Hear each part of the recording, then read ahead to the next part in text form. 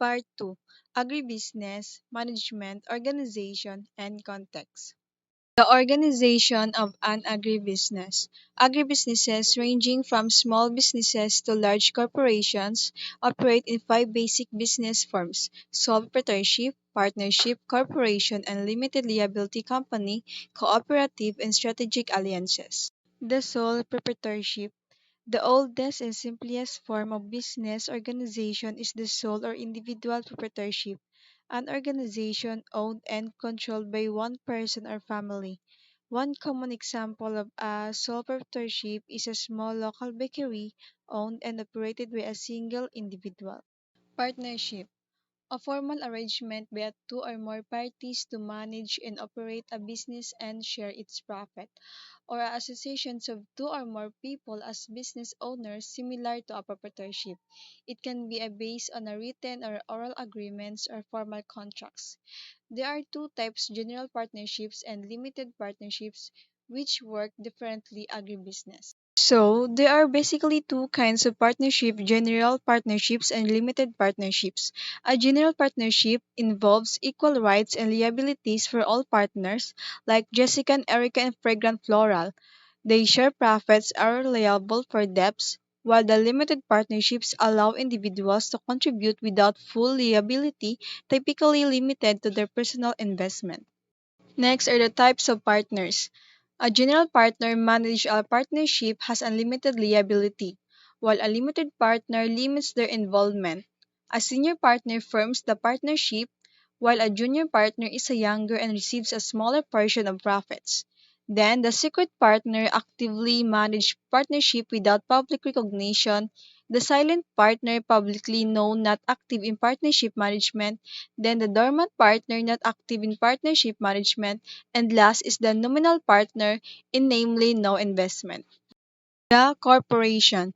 A corporation is a legal entity with individual powers, rights, and duties enabling capital accumulation and the creation of large businesses worth billions of dollars, while the nonprofit corporations is a operate in various sectors including religious, governmental, labor, and charitable organization with specific regulations and forms set by federal and state laws. The nature of the corporation. A corporation maintains legal documents, including articles of incorporation, bylaws, and stock certificates or shares, detailing its purpose, financing, and operating rules as filed with the state. Stock of the corporation. A share of stock represents ownership in a corporation, with common stock voting for the board and preferred stock non-voting, receiving dividends and redeeming liquidation. Closely held corporation allows owners to be taxed as individuals under Subchapter S of the Internal Revenue Code. Cooperatives, member owned, operated, and controlled corporations aiming to enhance product prices, locate markets, and negotiate positions.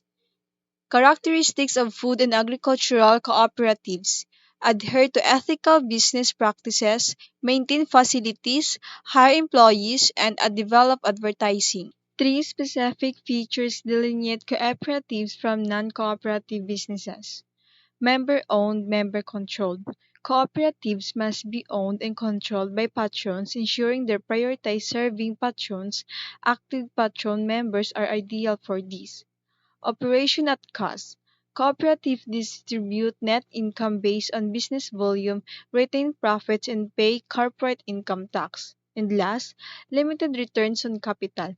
State laws limit returns on invested capital and member equity to benefit members directly. Financing of cooperatives. Revolving fund financing allow cooperative to issue partnerage funds in stock or equity, allowing them to retain excess income for financing. However, non-cooperative businesses argue this is unfair, as excess income is tax first. Laws require 20% cash return since 1962. Cooperatives, a brief history. A cooperative have been present in the various culture since ancient Egypt was with sweet dairy farmers making cheese cooperative in the 13th century. Earlier Americans, like Benjamin Franklin, also experimented with the cooperatives. The Rochdale Society of Equitable Pioneers in England was the first formal, formal cooperative of modern times, adopting a Rochdale principles to guide the its operation. Limited liability companies. A limited liability company or LLC is a type of a business organization from that closely resembles a partnership, but provide it is a member with a limited liability. Thus, creators or those other who have a claim against an LLC can pursue the assist of the LLC to justify debit or other obligations, but they cannot pursue personal or business assets owned by the individual members. Strategic allegedly revolving fund financing allow a cooperative issue.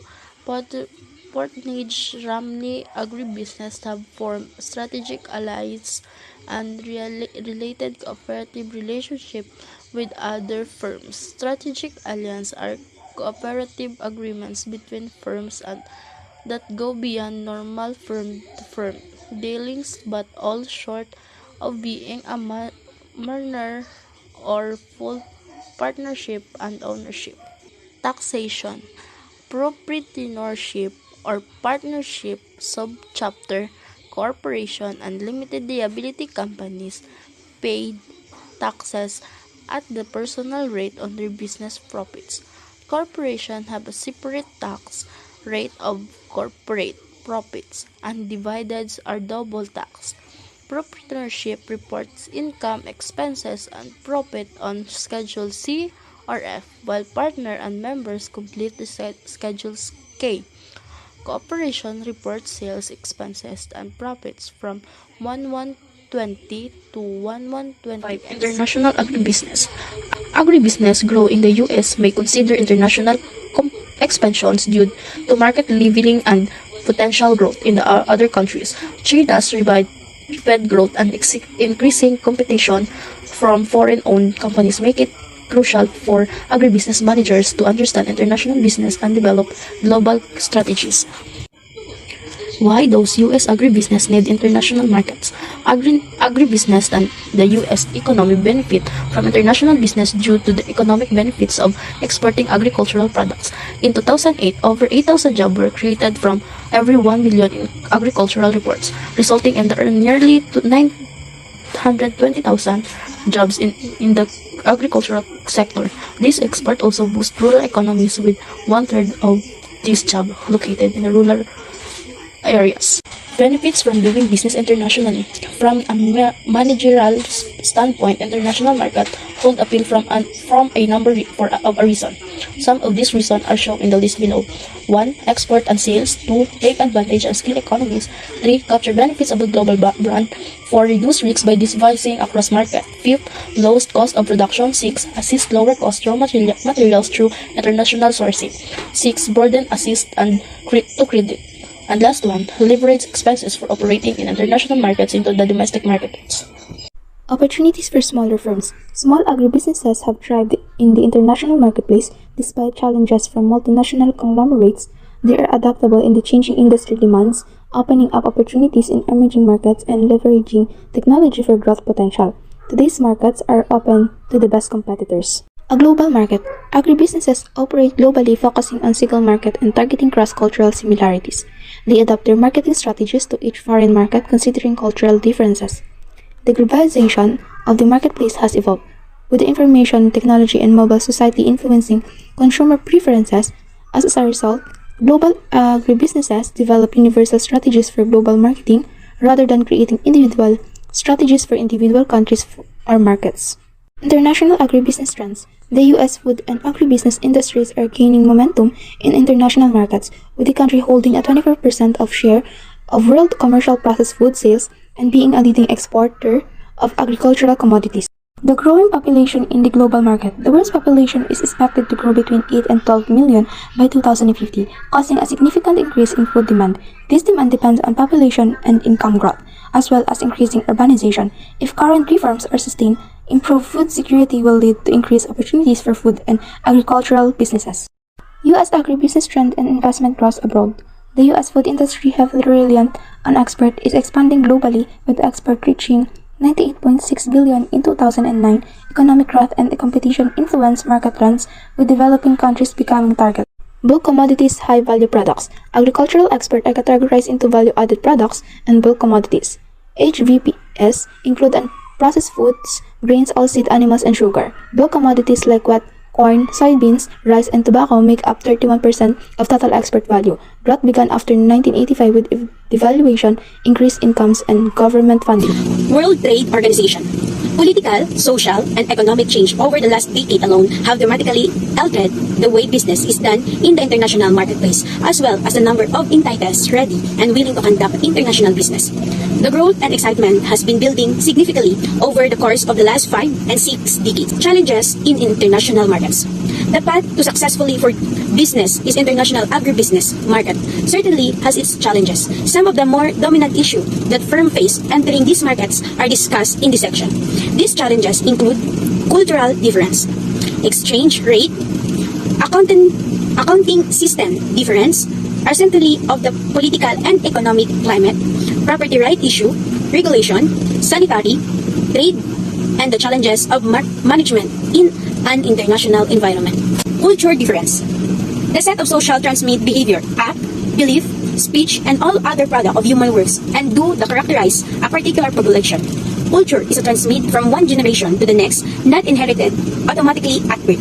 The concept of culture is very broad and do some system is needed for describing a particular culture. For example, considering culture is a total system approach and look at the culture based on its system of education, economics, politics, religion, health, recreation, and kinship. The dimension are the following. Sense of self and space, communication and language, dress and appearance, food and eating habit. Time and time consequences, relationship, values and norms, belief and attitude, mental process and learning, work and work habit. Exchange rate. Determine the worth of one country currency relative to that of another country. An example of exchange rate is $1 may be equivalent to 116 Japanese yen. This exchange rate will change and equivalent over time. Exchange rate in several ways. Sometimes, U.S. importer agree to accept payment in foreign currency because they can more effectively manage the exchange rate base. This approach can be a bargain chip as well because foreign firm may be willing to pay a high price in their home currency. Accounting differences. The internalization of business is also made complex by the different accounting methods that are used in each country. International law and property right issue. A global agribusiness must understand the many legal systems of the countries in which it operates. Once an international firm enters a country, it becomes subject of all the country's laws. Management challenges. Managing employees, clients, or accounts can be challenged even when all are operating under the same roof, through in several thousand miles, a different language, culture, government, and monetary system, and has one management challenge on hand to say at the least. Entering international markets. So agribusinesses are evolving as they enter the global marketplace. So there are 3 phases of evolution. First, detouring into the international market, where companies sell their products to a new international customer group. The second one, purposeful marketing, where companies allocate resources to developing markets and seek opportunities in production and distribution. Modes of entry. So to enter international market, companies use exporting, licensing, and foreign production methods, with variations including franchising and foreign direct investment. Exporting, indirect and direct exporting.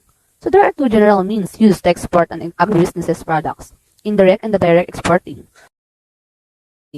So licensing is a contract between a firm and a licensee in a target market. So where the licensor produces and distributes the firm's product. So this can be profitable due to minimal capital required. Direct investment. So agribusinesses use 3 main investment methods to enter foreign markets. So we have greenfield investments, the joint ventures, and the acquisitions. Startup strategy. So firms typically enter the global market by evaluating market size, growth rate, and the product adaptability. If a market is promising, they choose a strategy, typically exporting their products